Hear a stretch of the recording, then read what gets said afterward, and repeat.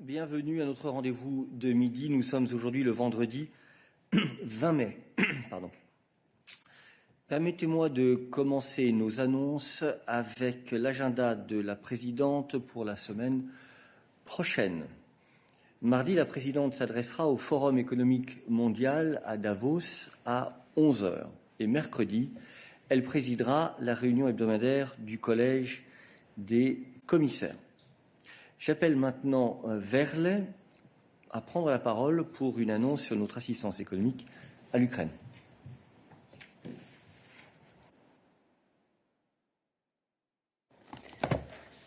Today, the European Commission disbursed the second and final installment of 600 million of the emergency macro-financial assistance programme to Ukraine, which is worth 1.2 billion in total. The first installment of 600 million was disbursed in 2 tranches in March. This support will help Ukraine address its acute financing needs, and of course, more will come. To keep the country running on a daily basis and rebuild it once peace returns, we are proposing additional macro-financial assistance to Ukraine in 2022 of up to 9 billion in the form of loans, and a new instrument called the Rebuild Ukraine Facility to finance the reconstruction and accompany Ukraine on its European path through grants and loans. Since the Russian aggression started, the EU has mobilized around 4.1 billion to support Ukraine's overall economic, social and financial resilience. You can find more information in a press release that we have just published on our press corner. Thank you very much. Verle, now I call Miriam, who has news on the support to EU farmers affected by the war.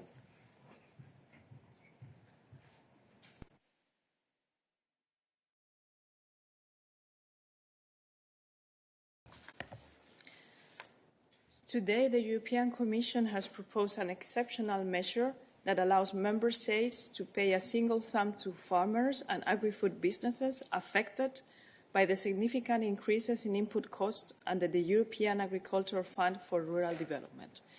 Member states could decide to use up to 5% of the rural development budget for the years 2021 and 2022 for direct income support for farmers and SMEs that are active in processing, marketing, or developing agricultural products.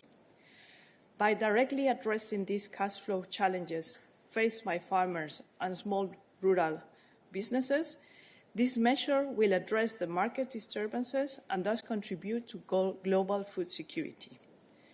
The Commission has also adopted a decision whereby member states will have to notify the Commission on their monthly level of stocks of cereals, oilseeds and rice. The Commission is also launching today a dedicated dashboard presenting detailed statistics on prices, production and trade of key agricultural commodities at EU and global level. All these measures are a follow-up of the communication on safeguarding food security and reinforcing the resilience of food systems presented by the Commission on the 23rd of March. The Commission continues to monitor the situation very closely. You will find more information in our daily news. Merci beaucoup, Myriam. Enfin, je vous rappelle qu'une réunion des ministres du développement se tient à Bruxelles aujourd'hui. La réunion est présidée par le haut représentant Josep Borrell et la commissaire Jutta Urpilainen y participe au nom de la Commission. Les ministres échangeront sur les implications de la guerre menée par la Russie contre l'Ukraine, notamment en ce qui concerne la sécurité alimentaire et la réponse multilatérale à apporter. Ils recevront aussi le haut-commissaire des Nations Unies pour les réfugiés, Filippo Grandi, pour un déjeuner de travail. Une conférence de presse avec le haut représentant est prévue vers 14h30 et donc, comme d'habitude, nous vous demandons de garder vos questions sur ces sujets pour cette conférence de presse. Voilà qui clôt nos annonces aujourd'hui. Je vous invite maintenant à poser vos questions. Yes, please. Thank you, Eric. Maciej Sokołowski, Polish TV, TVN. Exactly a week ago, Polish government announced that talks between Commission and Poland on Recovery Fund are finally over, and the Commission is ready to endorse Polish plan. You didn't mention the visit to Poland next week of the President of the Commission, so I'd like to ask when President of the Commission is going to Poland to finally endorse Polish plan. That's the first question. Thanks. And what's your second question? On the same issue, I suppose. Yes, it will be. Go ahead. Okay. Right now, Polish Parliament is discussing amendments to the disciplinary regime in Poland. Are you following the works of the Polish Parliament, and do you think that would be enough? Is that in line with the conditions, 3 conditions expressed by the Commissions many, many times before to finally endorse Polish Recovery Fund? Thanks. Thank you very much. On the first question, we will announce the visit if and when the visit takes place. So bear with us and watch this space, as you say, on a date for a potential visit of the President. Now, you know there is a process to adopt the NRPs. Until that process is not concluded, we will not be commenting on the process or on the program. The second thing is that, as you know, we never take positions on draft laws. We always look at laws as they have been adopted. And in this particular case, we have always said that we will insist on specific reforms in the area of justice in Poland, in order to approve the plan and then implement it. And of course, it is based on what is in the plan that we will judge what are the laws that have been adopted and their conformity with what is in the plan. So we will not be commenting on each and every step of the legislative process in Poland, obviously. Follow-up. Yes, I try to avoid direct question, but I have to ask this time. So it's not true that the talks between Commission and Poland are over, and as you said, the process is still ongoing. No, we're not commenting on whether there are still talks or not. That's not the point. The point is that the Commission has a process by which it adopts a decision on a plan. We do not comment on the intermediary stages until the decision is taken. Once the Commission has formed its view and has adopted its view on the plan, we communicate that. But we do not communicate on statements that are made by one or the other party in the meantime. Okay? We're not doing a sort of blow-by-blow commentary of the discussions that we have had, that we have, etc., inside the Commission with the member states concerned, etc. But the day when we will have approved the plan, of course, you will be informed. Last follow-up. Yeah, I tried the last one. So do you think that would be possible to write the future reforms as a potential milestones in the recovery fund? So first, that's the question about process, to first endorse the plan and then wait for reforms as a next milestones in the Polish plan, or the reforms are needed before the Commission endorses the plan. Thanks. It's a nice try, but you'll have to wait until we have put forward our decision. Thanks a lot. Okay, any other questions on issues related to Next Generation EU and national reform plans?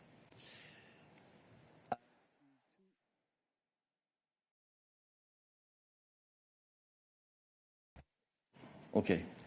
I see 2 hands raised in the chat, but please only keep your hand raised if it is on the issue of national reform plans. Olena, you have a question on this. But, sorry, I didn't have time to unraise my hand. We'll come back. Hold on, let me check if there are other hands raised. Anne, une question sur les plans nationaux de réforme et de résilience.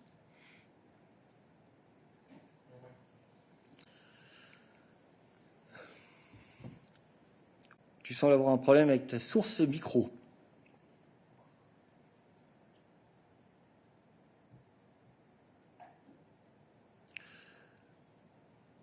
Nous ne t'entendons pas, Anne. Il semble que tu aies un problème avec la source de ton micro. Je ne vois pas d'autres mains levées sur cette question. I see no other hand raised on national reform programs, so we come back to the room. Nawab.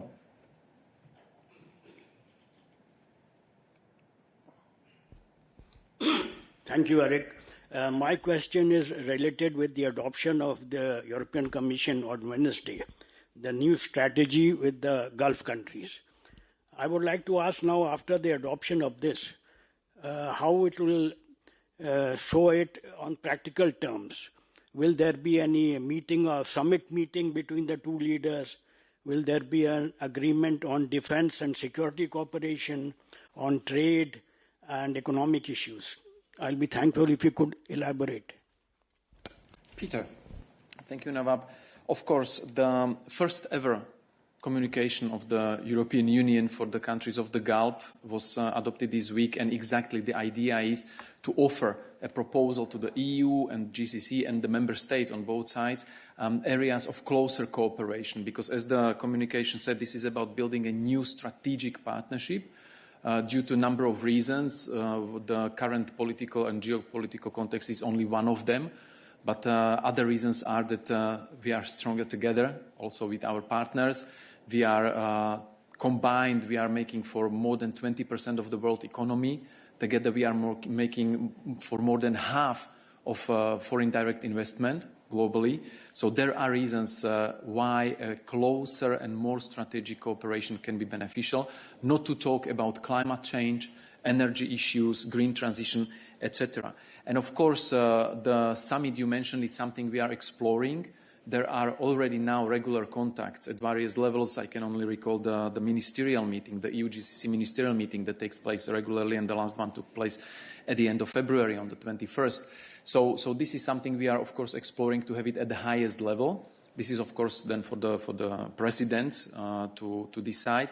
But we want to explore 5 key areas which are defined in this communication, and we are very encouraged by the first welcoming reaction from our partners in the Gulf, especially from the Secretary General of the Gulf Cooperation Council to this communication, and we hope that this will be really the stepping stone and the milestone for the European Union and the countries of the GCC to develop really close and strategic partnership so that we are able to tackle the challenges we are facing together more efficiently to the benefit of people both in the European Union and in the Gulf. Thank you very much. Other questions on the Gulf strategy? No. Other questions on foreign affairs? For Peter? Foreign affairs? No? Okay, Peter, thanks a lot. Then, yes, we go to your question. Thank you. Olga Hladkova, German television. I have a question on money withheld for the Palestinian Authority. We've been filming in a hospital where they can't take care of the patients, of the cancer patients, because of lack of this EU money.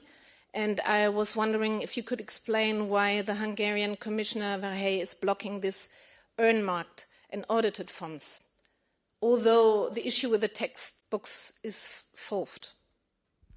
Anna, thank you. Where's the question? Hi. Over there. Thanks so much. Thank you, Olga, for the question. I think we already had a chance briefly yesterday to exchange. What I can tell you is that the European Union remains committed to supporting the Palestinian Authority in building its institutions of a future democratic, viable and independent state that respects human rights and lives side by side and in peace with Israel.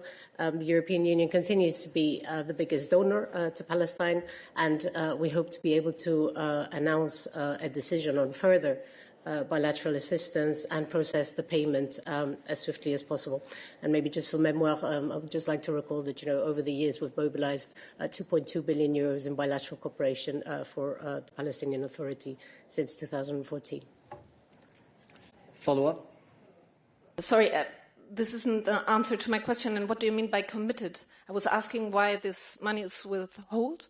What is the reason? Is Commission President von der Leyen aware of the situation?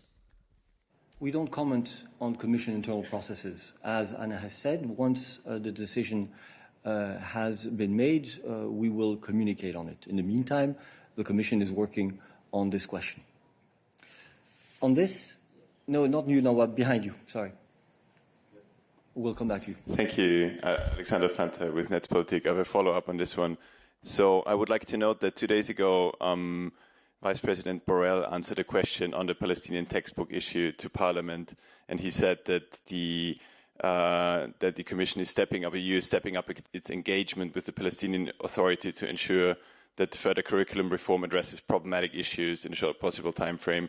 This is somewhat a distinctive, different note than the one that Commissioner Vajely is taking by threatening to withhold the funding. So my question is the Commissioner Vajely, pursuing a foreign policy agenda independent of the European Commission in this issue? There's only one European Commission, and the Commission communicates on its policies once decisions have been taken. So we will not be commenting on the decision until such time as it has been taken. Nawab.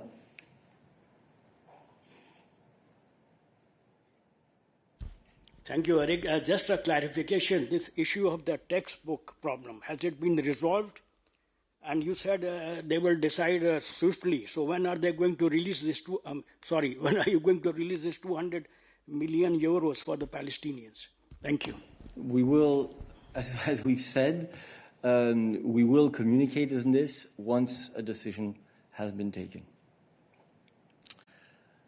Are there other questions on this issue? I see 2 hands raised in the chat. We'll go to the chat first, I'm sorry, and then come back to you. David. Oui, merci Eric. Je voulais juste savoir quelle est la procédure dans ce cas. C'est-à-dire, c'est le commissaire à l'élargissement qui fait la proposition, qui va au vice-président, qui va au cabinet. Je voulais juste vraiment comprendre en termes procédural, pas dans la substance, comment ça marche. Merci beaucoup pour la question, David. Comme tu sais très bien peut-être, les financements qui sortent de le NDCI Global Europe, il y a de normes de gouvernance qui ont été accordées par les co-législateurs. Donc, il y a un comité de consultation NDCI Global Europe. Donc, la Commission fait ses propositions et consulte au NDCI Global Europe. Et après, et tu sais que ça fonctionne à partir des règles de la comitologie. Et après, comme l'a expliqué Eric, ça revient à la procédure interne d'adoption dans la Commission européenne. Voilà. You had another question. Sorry? It is concerning the time frame. So when is the next decision in this context then planned? Could you... We never comment on timing. We will announce the decision once it has been taken. David, tu as un follow-up? Oui. Merci Anne. En fait, non, je ne connais pas tous les détails et merci de m'avoir expliqué la procédure en général. Je voulais savoir quelle est la procédure interne à la Commission. Pas la substance, mais quelle est la procédure interne. Merci. Comme je t'expliquais, David, les décisions financières sont adoptées par la Commission. Donc ça, c'est la procédure interne. En termes de, si tu veux, enfin, on ne va pas faire une description de chaque étape interne qui mène à la décision du collège. Le collège est, comme son nom l'indique, un organe collégial qui prend les décisions sur cette base collégiale. Et donc c'est ça qui compte. L'ensemble des acteurs ont leur rôle à jouer dans la prise de décision finale. David. Oui, pardon d'insister, je voudrais savoir qui est l'acteur qui fait la proposition. Je comprends bien le collège, la logique, mais je voulais savoir qui est l'acteur qui doit faire la proposition pour faire partir pour les procédures internes. Et voilà. Donc, c'est un commissaire qui peut bloquer, parce que sans sa signature, il peut pas y avoir tout le processus. C'est assez simple. Non, c'est pas ça l'enjeu. Comme je l'ai dit, la Commission est un organe collégial et c'est de cette manière-là que les décisions sont prises. Les consultations en interne sur ces questions sont en cours et nous vous informerons sur une décision au moment où elle aura été prise. Y a-t-il... No, I'm sorry. Now, we've answered everything that we could. Happy to follow up bilaterally. But I will now move on to other issues.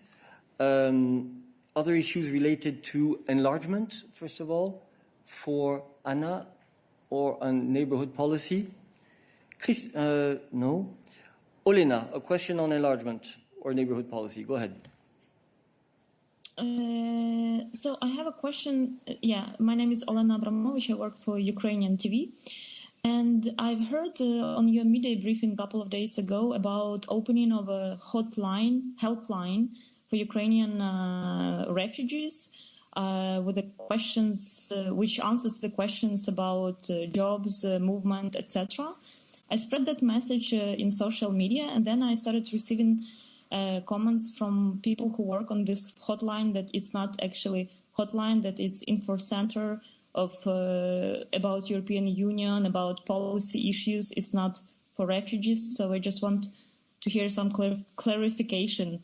What is this helpline about? Because it seems like Ukrainians don't need that much information about how EU works. So they can find it online. And so what is this helpline for? What questions it deals? If there is more precise information, so we can clarify it. Thank you. So I think this one is not for me, but I think there's two different sets of information, right? On the rights of the refugees, and then the second one on Europe Direct, where indeed it's more focused on. Anna. Apologies. Anita. Indeed. We have launched the phone helpline on Monday, but Anna was already on the right path. Thank you so much. It is a dedicated helpline in Ukrainian and Russian for all those fleeing Russian invasion of Ukraine. And the help that is there provided is to inform both on the rights, the needs, the support offered also through the temporary protection directive to those coming to the EU, on jobs, on their access to healthcare and education. I think it's important to say that it's good to have different channels. You certainly rightly said that many people will find already a lot of information on our websites, which is in itself excellent news because it shows that people are using the websites that we have set up specifically for that. But it's also good that there is a phone number that people can call if that is a preferred means of finding out what rights and opportunities there are. Okay, I will now move on to other subjects. Tommaso, you had raised your hand some time ago. Yes, good morning. Tommaso Gallavotti, Edian Kronos. Can you hear me? Yes, go ahead. Yes, go ahead. Yes, good morning. Thank you for the floor. It's just because there are locally transmitted cases of this monkeypox virus in here and there in Europe, and in Italy there is quite a fuss, some alarm, virologists are coming back to the TV screens. I wonder if the Commission can say anything about this, because there's, people are understandably worried given the experience of COVID, but it seems a different story. Thank you. Stefan. Thank you very much, Tommaso. Good to see you on screen. Would even be better to see you here in the press room. On the monkeypox outbreak, what I would like to stress from the beginning is that we're obviously monitoring the situation very, very closely. We remain in close contact with the member states and the participant countries in the Health Security Committee, which met earlier this week, actually, and which will meet again next Tuesday. And it will actually have regular meetings to monitor this outbreak and to make sure that we have good information flows between the Commission, ECDC, and the member states. These meetings indeed take place in close cooperation with the ECDC, our European Centre for Disease Prevention and Control. And I draw your attention to the fact that the ECDC has published yesterday on its website a first report on the monkeypox outbreak with indications about transmissibility, about the origin, to the extent that this is indeed already known, and recommendations for healthcare professionals, for public health organizations, and for individuals. May be good to stress here, and again, I invite you to open and read the text on the pages of the ECDC, or to contact ECDC even better, is that the monkeypox virus is considered to have moderate transmissibility among humans. The likelihood of further spread of the virus through close contact, for example, through sexual activities, is considered to be high. But the likelihood of transmission between individuals without close contact is considered to be low. But again, the ECDC is much better placed than we are to give you a clear scientific overview of the state of play. I'd like to finally draw your attention to the fact that the ECDC will publish early next week a risk assessment with further useful information for the Commission, for the Member States. Thank you. Thank you very much. Are there other questions on this issue for Stéphane today? I see one hand raised in the chat. Christian, tu as une question sur ce sujet? Non, non, c'était pas du tout sur la variole, excuse-moi. Pas de problème. Dans ce cas, merci beaucoup Stéphane. Et je reviens à Susanna, qui avait levé sa main précédemment. Thank you, Eric. Well, my question is on the opinion regarding the Portuguese draft budgetary plan that has been just published. I'm trying to go through the document, but if there's someone from your side that can help finding a positive assessment here, or help me trying to understand what exactly the Commission is publishing today. I see that there are some recommendations here concerning some prudent fiscal policy. If some of the spokespersons can help, it would be great. Thank you. So we have Verle. Verle will do her best. Go ahead. Yes. Hi, Susanna. So the Commission will present its opinion on the draft budgetary plans of Portugal and also of Germany as part of the European semester spring package on Monday, the 23rd of May. But as you rightly pointed out, so yesterday the Commission already adopted the opinions on the 2022 draft budgetary plans of both Germany and Portugal. And so basically, what is in these documents? Well, the Commission's opinion on the 2022 draft budgetary plan focuses on the consistency of this draft budgetary plan for 2022 with the Council recommendations issued in June 2021. And so what is the gist of our findings? Well, member states with low or medium levels of debt, such as Germany, should pursue a supportive fiscal stance. Member states with a high-level debt, such as Portugal, should use the RRF to finance additional investment in support of the recovery while pursuing a prudent fiscal policy. And in terms of next steps, the Commission opinions on the draft budgetary plans will now be considered by the Eurogroup on the 24th of May.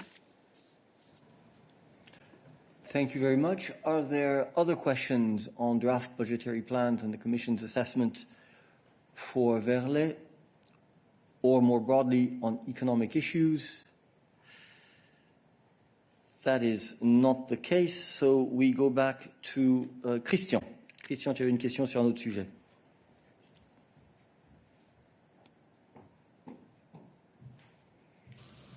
Oui, en fait, c'est une question que j'avais déjà posée il y a quelques jours. Je voudrais savoir où est-ce que vous en êtes de la préparation des solutions concrètes aux problèmes rencontrés par la Hongrie et d'autres pays sur la proposition de 6e paquet de sanctions et notamment de l'embargo pétrolier.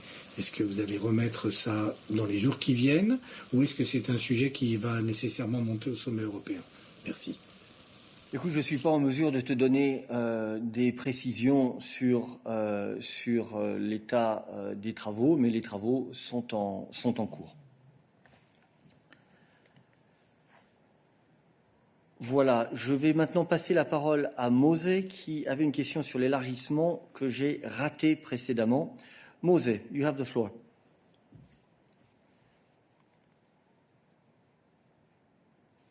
One second. Yeah, okay, thank you, Eric. Thank you very much for my belated question.